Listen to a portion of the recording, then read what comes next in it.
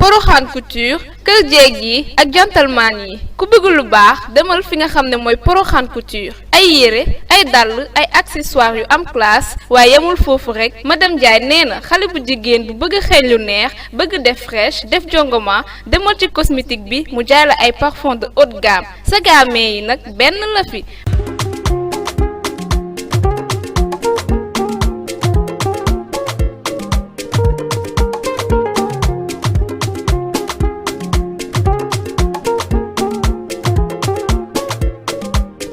Porokhane Couture c'est madame Diagne moo ngi nekk Pikine Icotaf ci tali karo bi woote leen gaaw ci numéro yi 77 712 08 08 77 404 51 38 wala ci 77 570 87 86 Porokhane Couture daal moo mëne.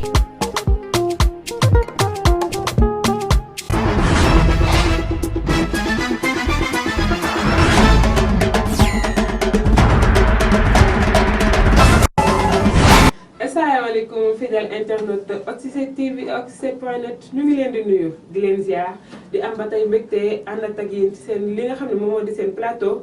Oxy7 santé comme ni ñu koy defee saa su ne dañu leen di indil benn thème ñu waxtaanee ci indi leen ay leeral waaye tey dama cee ànd ak sama naataango bi nga xam ne moom moo di Ndeye Fatou ma bàyyi ko mu nuyoo.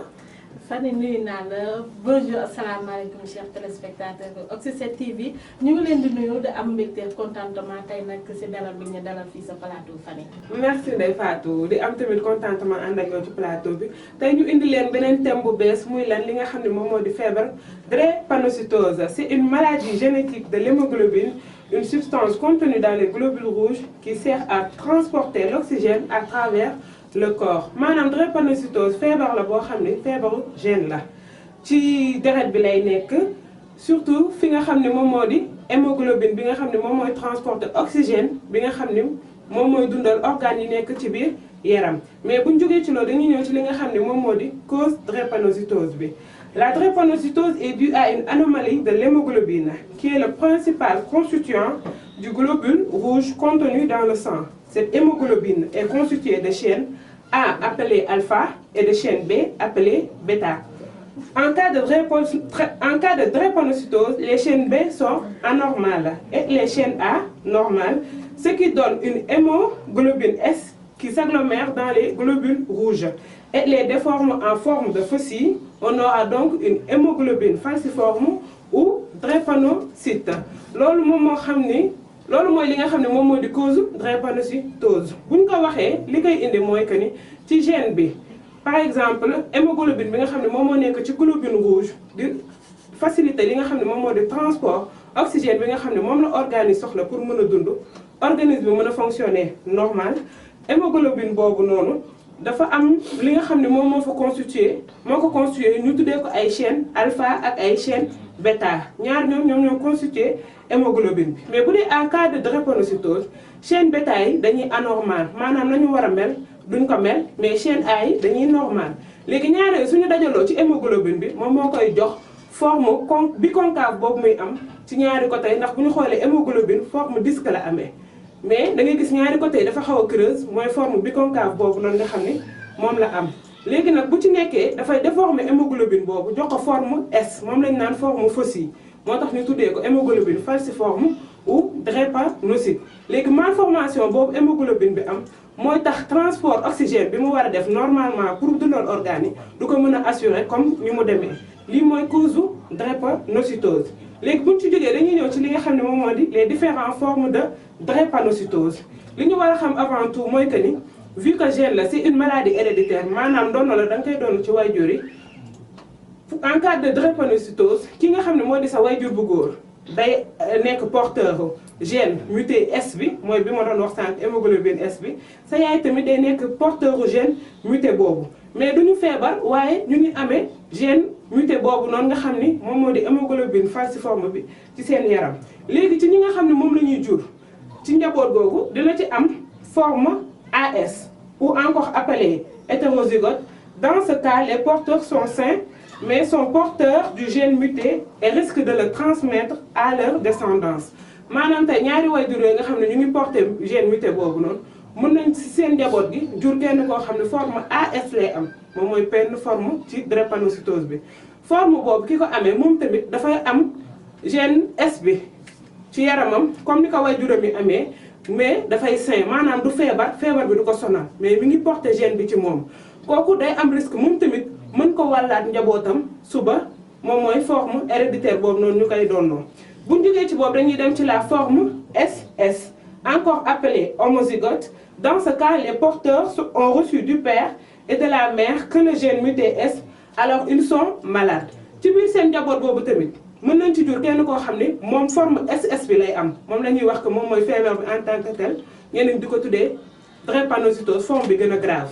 parce que ci njaboot googu kooku dafa jëlee ci waajuram bu góor gène muté bi gène bi nga xam ne dafa feebar moom boobu kese la doonu ci waajuram bu góor doonu ko tamit boobu kese ci yaayam looloo tax yaay ji jox ko S muy hémoglobine bi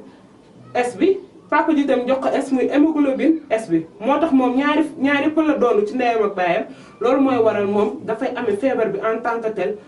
cas bi gën a metti ci drépanocytose muy forme SS bi moom boobu la amee. mais tamit ci biir njaboot bi ba tey mën nañ cee am kenn koo xam ne day amee forme AA encore appelé homozygote sain. Ces porteurs n'ont reçu aucun gène muté ni du père ni de la mère, ils sont donc pas malades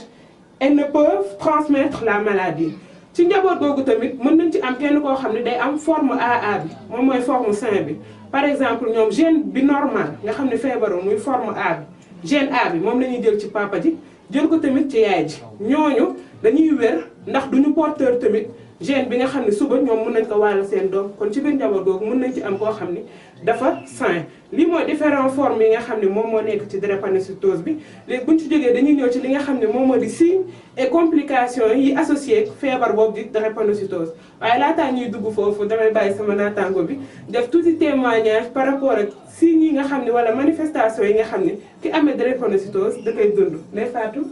waaw Fanny comme ni nga ko waxee rek si drépanocytose bi ñi nga xam ne tamit ñoo am ay AS sax ay SS nekk na feebar boo xam ne nii metti na doxal wala ASB ndax am na AS sévère yi parfois dinañ leen jàppee comme genre SS parce que ñoom itamit seen crise day répété wu ay crise répétitive ñoom la ñuy am ndax di nga am comme ay manque d'air foo toog di nga soxla air ndax air bi moo lay dimbali pour li nga xam ne ni tey jii moom ngay mën a noyyee en plus tamit di nga am ay signes comme ay méttitu yax sa loxo yi dinay metti surtout comme période froide bi ñu nekk ni sa loxo yi dinay metti say baaraam dina metti parfois nga bëgg jug sax sa kaw lal doo mën a jug da ngay toog di nga yeewu 15 à 20 minutes am na ñoo xam ne sax dinañ dem ba 30 minutes di nga toog ba sonn soog a mën a jóg te soo jógee sax foofu doo mën a dox sa dox bi dina xaw a métti tuuti ndax say tànk du mën a dox bu baax ba pare tamit di nga am méttitu oom surtout loolu dalay daaneel lu bari parfois ngay dox ba ci yàgg mel ni sa articulation yi sa oom yi sa yaxu oom yi dañ lay topp oom yi day métti day yax yi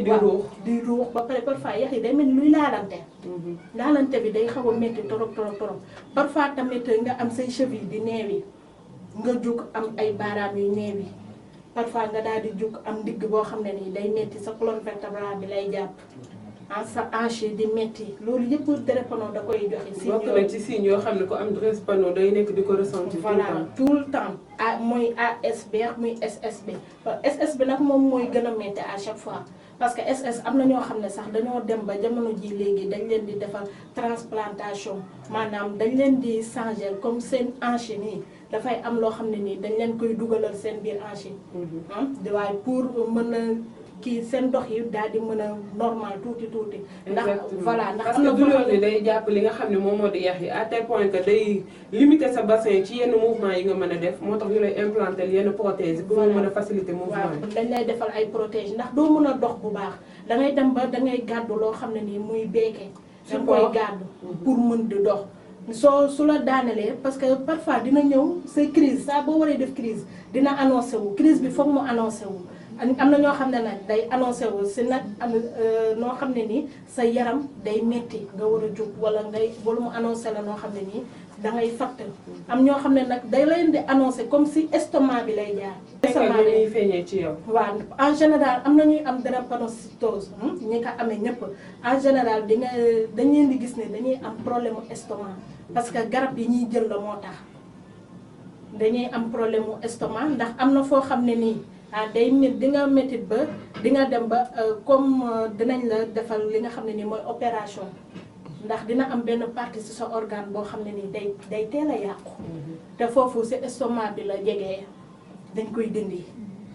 kii nañ ko ñu bari sax ñoo xam ne ay SS yu bari tey dindil nañ leen ko am na sax ay AS yoo xam ne dindil nañ leen ko parce que AS yi dafa njuróogul am na ñoo xam ne seen AS moo tane am ñoo xam ne seen AS dafa sévère. voilà am ñoo xam ne signe da leen di sonal trop. am ñoo xam ni mën nañu dund ak moom di dem nànk-nànk du leen gàllankoor trop. voilà am na ñoo xam ne AS yi dafa sévère ñi nga xam ne ñoo sévère yi mooy ñi nga xam ne nii dafa am yeneen i feebar yoo xam ne ñoo ngi koy sooxaalee te xamuñu ko. moo tax soo nekkee AS dawal gaaw nga daal di xoolaat sa yaram xoolaat si bërëbu hôpital bi la gën a jege nga xoolaat sa yaram xool lan moo war a toujours sa kii nu mu tuddati sax ni ngay defee. Crise di répété wu parce que crise buy répété wu ngay dem ba ñu lay dugal ay urgence ngay dem ba ñu lay defal loo xam ne nii comme di la perfuser à tout moment loolu damay dem nga xoolaat ko. am na solo Ndeye Fatou exactement comme ni mu ko waxee nit ki sa doomu aadama dafa war di déglu organisme am lépp loo xam ne jàpp nga ni peut-être du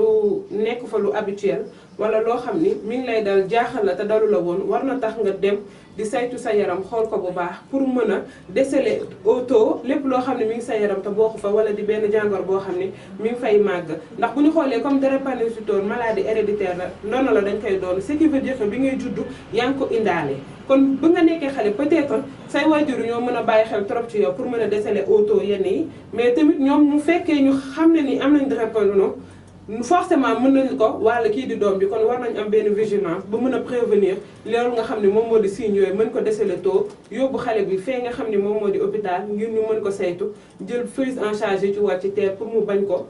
jural yenn loraange yi. mais pour appuyer li mu wax ba tey dañuy ñëw ci li nga xam ne moom moo di signes et complications yi feebar drépanocytose bi ci njëkk bi mooy fatigue excessive ndax ñi nga xam dañuy amee drépano tout le temps dañuy nekk di sonn di gaaw a sonn sensation de faiblesse. di mel ni ku loof tamit essoufflement avec gêne respiratoire da ngay gis ne dañuy gaaw a sonn ba pare boole ko di am problème pour nooyi bu baax. tachycardie en cas d'anémie sévère ñëpp xam nañ que ni drépano bi saa yu dalee nit ki comme problème globule rouge la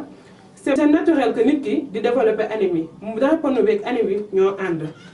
ni nga koy traité peut-être moo lay dimbali ba anémie bi du sévère trop mais bu dee tamit anémie bi dafa dem ba mu nekk cas bu sévère ci ñi ko amee da ngay gis que seen respiratoire day accélérer tout le temps moom mooy tachycardie bi. mais tamit coloration foncée des urines ou une ictère de la peau et des muqueuses di nga gis tamit ñi nga xam dañ ko amee bu ñu tuuree ndox tuur ndox bi dafay jaune bu baax wala ñu jékki saa yi di gis que seen yaram mi ngi jaune wala seen loxo yi wala seen tànk yi di jaune loolu tamit signe évocateur la. En cas d'anémie grave aussi, pâleur, douleur abdominale, splénomégalie. ba tey dañuy ñëw ci ñi nga xam ne ni forme anémie bi bu demee ba nga xam ne romb na sévère mi ngi ci côté grave foofu noonu da ngay gis nit ki tout le temps day pâle maanaam day weex di furi bu weesoo loolu mais tamit di amee tout le temps douleur abdominale comme li nga doon wax méttitu biir yi sànq day nekk day am ay méttitu biir yoo xam ne day jam mën na dem sax ba nga bu ci waajur surtout ci xale yi que ñuy am seetlu torop ci seen biiru doom yi ndax dañuy gis seen xale yoo xam ne seen biir day gonflé des fois rat bi drépano bi c'est que conséquences yi muy am wala complications yi mu am day dem balaa rat bi ndax ñëpp xam nañ ci rat bi foofu moom mooy segg deret bi dina ci lépp li nga xam ne toxine la wala lu bon lu nekk ci deret bi et comme que drépano bi feebaru deret la rat boobu noonu complications yi day dem attaqué foofu ba nga xam ne day mujj nekk splénomégalie maanaam da ngay gis sa rat bi day jékki saay volume normal bi mu am mu ëpp ko di ngadd nga gis xale bi biir bi di volumineux doo ko bàyyi xel fekk rat bi mi ngi màgg te soo ko bàyyi bu yàgg mën na ko jural leneen. bu ñu jógee ci loolu dañuy dem ci en cas de crise aplasique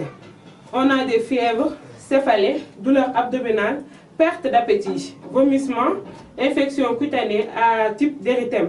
ba tey ci loolu noonu complication drépano yi di nga ci gis li nga xam ne moom moo di crise aplasique maanaam ñi nga xam ne dañuy jékki saay seen production de globules rouges arrêté te xam ne ni globule rouge constituant la ci sang bi boo xam ne am na fa importance kon su arrêté ce qui veut dire que sang bi dootu ko am day indi ay signes yoo xam ni par exemple fièvre ci la bokk nit ki yaramam bi di tàng céphalée méttitu bopp yoo xam ne day continuer tout le temps te du arrêté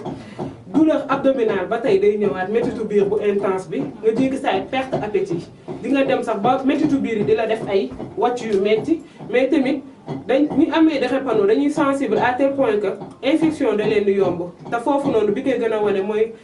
infection cutanée yi nga xam ni comme érythème la picc yi génn sa yaram di ci feeñ ak yooyu mais ba tey en cas de crise vaso-occlusive foofu tamit on a des douleurs vives et brutales de certaines parties du corps pouvant entraîner la nécrose de certains organes bu ñu yegsee ci li nga xam ne ba tey mooy complication drépano yi mën nañ am ay crise vaso-occlusive maanaam mooy mauvaise irrigation en sang des organes ndax xam ñëpp xam nañ deret gi moom mooy dundal organisme bi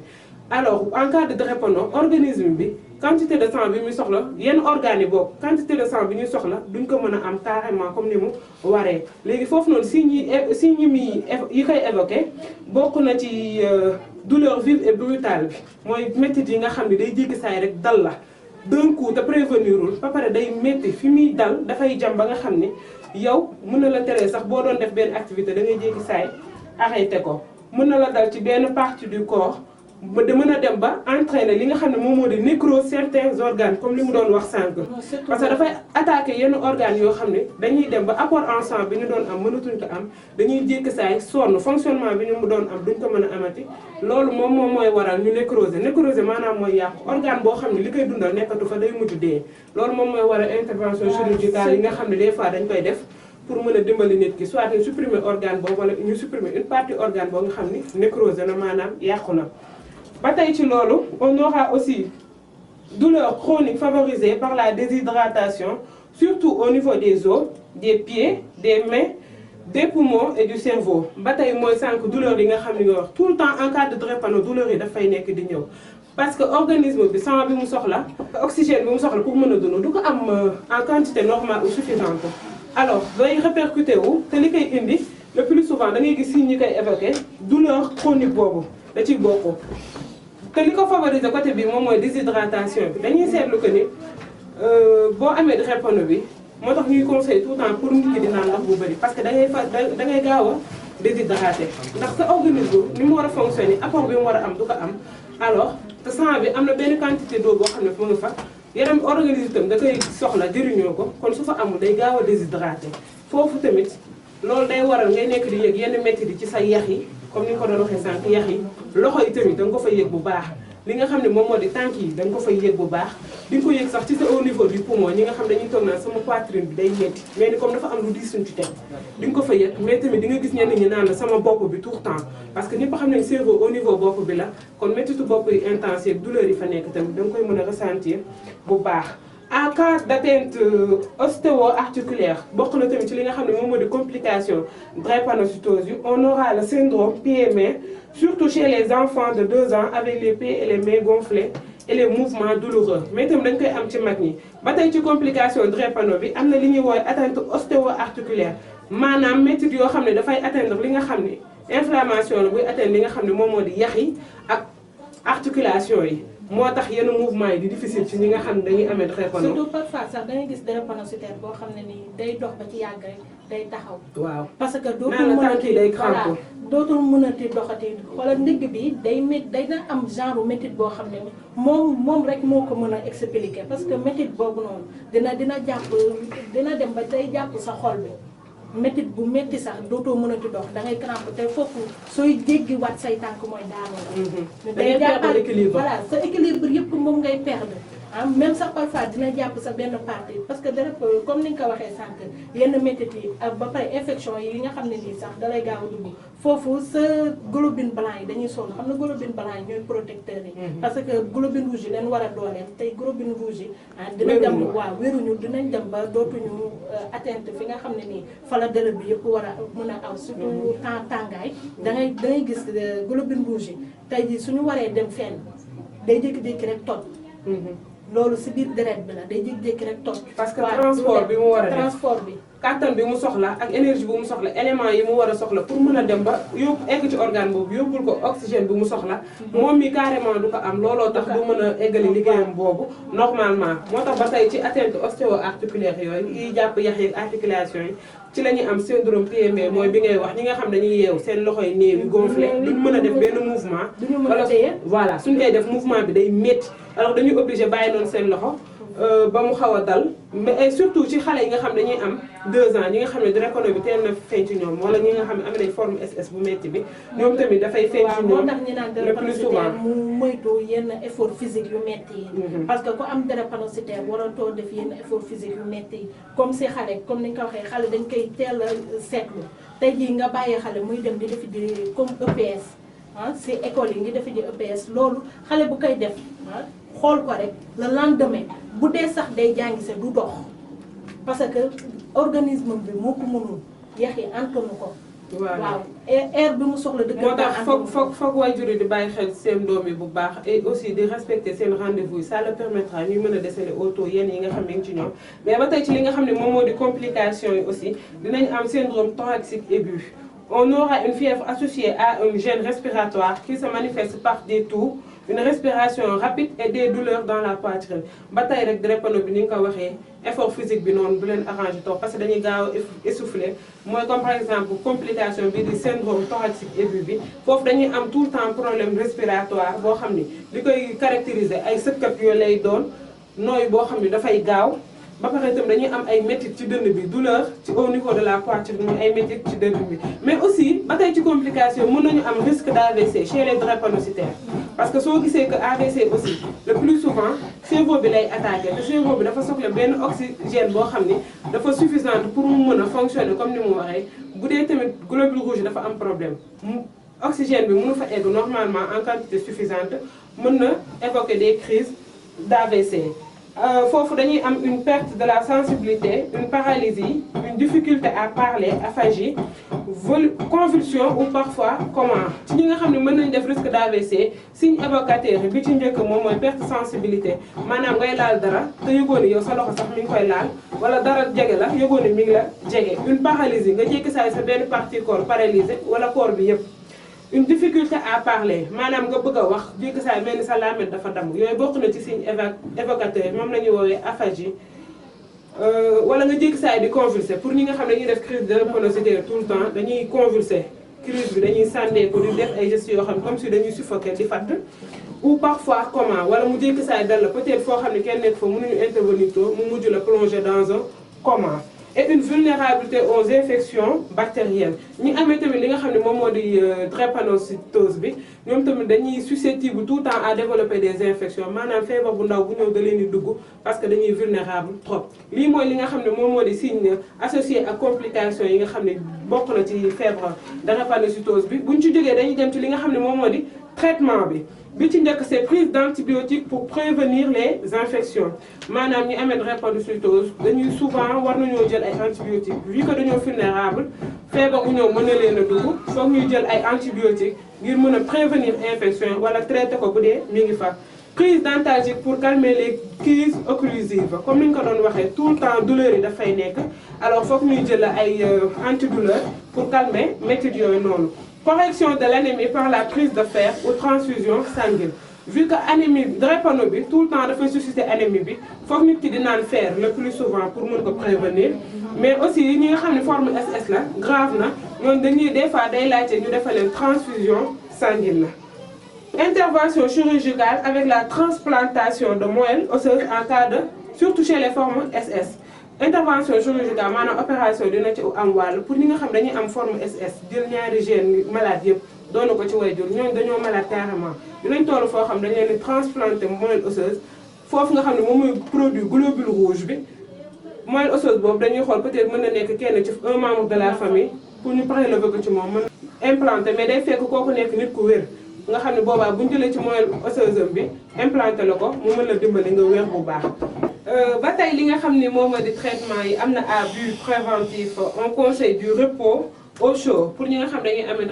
drépanocytose foog ñuy éviter aussi endroit yi nga xam ne c'est un peu froid. Avoir du calme autour repos bi tam dafa soxla calme bu baax ci alentour yi. De boire beaucoup d'eau pour s'hydrater. wax naa ko sànq ñi nga xam dañuy def drépanocytose dañuy facilement déshydraté wu alors foog ñuy naan ndox bu bëri pour mën a hydraté waat seen organisme bi. Avoir une bonne hygiène corporelle et alimentaire naanaam feebar drépanocytose bi dafa soxla ab set goo xam ne ci sa jëmm ji la mais aussi ci li nga xam ne yaa ngi koy lekk war nga am alimentation bu saine et équilibrée riche en nutriments et en vitamines. Éviter les endroits mal oxygénés ou ventilés. ñu amee drépanocytose aussi dañoo war a éviter endroit yi nga xam ne dafa tëju hermétique air du fa circuler normalement wala foo xam ne ventilation bi dafa des. Éviter faire une activité physique moins intense comme ni nga ko doon waxee sànq vu que pour ñu essouffler wala am gêne respiratoire da leen di yomb dañuy éviter di faire activité physique bu intense mën nañ di ko def mais mu nekk boo xam ne dafa oyof modéré. Voilà, éviter les milieux où les conditions d'hygiène sont pas présentes maanaam di éviter yenn endroit yi nga xam ne dafa insalubre setul torop ndax comme xam ni ñu ko waxee rek ñi amee drépanocytose dañoo vulnérable sensible aux infections feebar bu ñëw mën a leen a dugg alors foog ñu éviter yenn endroit yi nga xam ne set gi dafa des. Respecter les visites prénuptiales afin de déceler au tôt la situation sanitaire de chaque conjoint permettant de protéger sa progéniture. fii nag c'est à but préventif ba tey foog ñuy respecter li nga xam ne moom moo di visite prénuptiale yi maanaam ñaar ñi nga xam ne bëgg nañoo sëy wax nañoo dem def seeni visite avant takk bi ngir ñu mën a xam ku nekk sa situation morom ci feebar ak ci wér-gu-yaram lépp li nga xam ne moo ko wër ça permettra tamit bu dee da nga xam ne ku jigéen ki dafa amee drépano wala ku góor ki amee drépano ngeen naxa sëy te jur suba njaboot goo xam ne mën nañ développer ay forme SS nar a sonn toute leur vie alors visite boobu dina permettre peut-être ngeen jël une décision sage boo xam di ngeen mën a protéger seen progéniture. Voilà, mais bu weesoo loolu aussi utilisation de certaines prothèses afin de faciliter les mouvements surtout en cas de crise occlusive. mooy ñi nga xam ne tamit comme ni nga ko waxee sànq drépano bi daf leen jàpp seen yax yi à tel point que duñu mën a ci def yenn mouvement yi wala mu jàpp seen ndigg bi ba seen bassin pour ñu déplacer problème la dañuy utiliser ay prothèses yoo xam ne c'est adéquat pour mu mën a faciliter seen mouvement yi wala tamit support yoo xam ne bu ñuy dox mën nañ di ci jëfandu pour mu dimbali leen ci wàllu dox bi. lii moo nekkoon li nga xam ne leeral yi ñu leen indiloon tey seen thème du jour Ndeye Fatou ma bàyyi la nga tàggoo. waaw li may tàggatoo rek mooy di ñaanal drépanocytaires yëpp ñu am tan ak wér gi yaram bu baax a baax wante di toujours ñuy def li nga xam ne nii mooy di jël seen rendez-vous yi nañuy dem ci seen rendez-vous yi bu baax ndax comme ni nga ko waxee nii drépano dafa nekk loo xam ne nii maladie boo xam ne kenn du ko faj. c'est à vie wante loo xam ne à vie la nag yow wax moom ba keroog ngay sàngoo suuf yaakaar naa ne war nga cee toppatoo sa bopp bu baax ndax médecin yi sax dinañ la jox benn temps comme say rendez-vous da ngay gis médecin yi la jox ay rendez-vous par un mois kooku ku la ko defar rek da ngay wan ne carrément lii da nga koo war di suivre chaque jour ba pare di jël seeni garab nag. lu ci mel ni antalgique yi nga xam ne moom la ñu war a jël pour di leen calmer seen douleur yeex yooyu yëpp war nañ koo def ñiy jël seen i garab ba pare di toppatoo seen bopp comme tamit ni nga ko waxee nit ki soo demee ba nar a sit kox moom li nga xam ne mooy sëy war ngeen a daal di dem ngeen xool seen wér-gu-yaram xool ku nekk li nga am ndax feebar bi jamono ji bari na feebar bi dafa bari torop waaw léegi nag soo naree jur ñoo xam ne nii su ëllëgee di nga leen lor mieux vaut nag ñu xam li ñuy def ñu baal ñu si wax waaw ñu xam bu baax a baax li ñuy def même sax nit ki comme yéen a ngi dox di ànd comme mag ñi nañ ko daan waxee war nga ko wax ne man kat lii ak lii moo ma daal moom tamit moo xamal boppam ne lii ak lii moo ko def même sax moom su ko xamul wante su lay wax ne li koy metti yëpp nga laaj ko ndax nangam mettiwu la mu ne la li nga may wax nii yëpp kat moom may metti ne ko demal nga defe ji lii ndax bari na ndax c'est comme c'est héréditaire sa maamaat mën na ko am say papa sa yaay am ko te yow doo mu dal la te yow doo ko xam loolu daal mooy li nga xam ne tey jii comme ni mooy li ma mën a tàggatoo te ba pare tamit di leen ñaanal wér-gu-yaram di leen jox di daje beneen yoon incha allah di kontaan bu baax nag si invité bi ma invité. merci Ndeye Fatou maa la gën a kontaan ci disponibilité nga ñëw toog fii jël sa décision bopp ñëw def témoignage ak li nga xam ne moom moo di par rapport à feebar drépanocytose parce que comme ni ñu koy waxee bëri na te am na ñu bëri ñoo xam dañ koy bi ñu koy découvrir fekk na nekk nañu mag dund nañoo ak moom. mais li nga xam ne dund nga ko peut-être soo ko découvrir mën nga ci protéger suba sa njaboot gi ngay jox moo tax ñu leen di digal ngeen di suivre conseil yi bu baax et surtout ñi nga xam ne ñu ngi amee feebar dem di faju di saytu seen bopp tout le temps ñi nga xam ne dañ cee yor doom yu ko am ñu leen di bàyyi xel di waxtaan ak tamit seen i médecins yi ñu leen di mën a prévenir lu bëri ci li nga xam ne moom mooy signe yi leen di dal ba bu kum ci dalee nga mën a teel a jóg dem ci médecin ba ñu mën a def prise en charge bi wax ba du indi loraange kii di sa doom wala yow mii di waajur bi li moo nekkoon leexal li ñu leen indi woon tey ci seen thème du jour di drépanocytose di leen remercier si seen teewaay ak seen émission Oxy 7 Santé di leen jox di daje beneen yoon ak beneen thème merci et au revoir.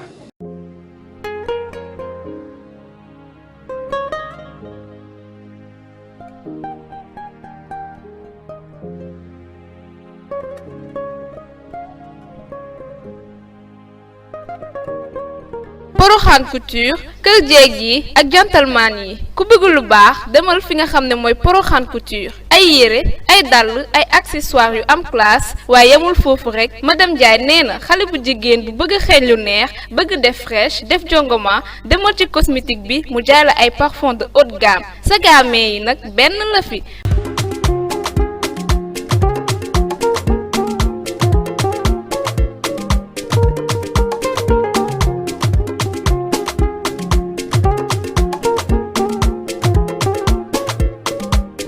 Porokhane Couture c'est madame Diagne moo ngi nekk Pikine Icotaf ci tali karo bi woote leen gaaw ci numéro yi 77 712 08 08 77 404 51 38 wala ci 77 570 87 86 Porokhane Couture daal moo mëne.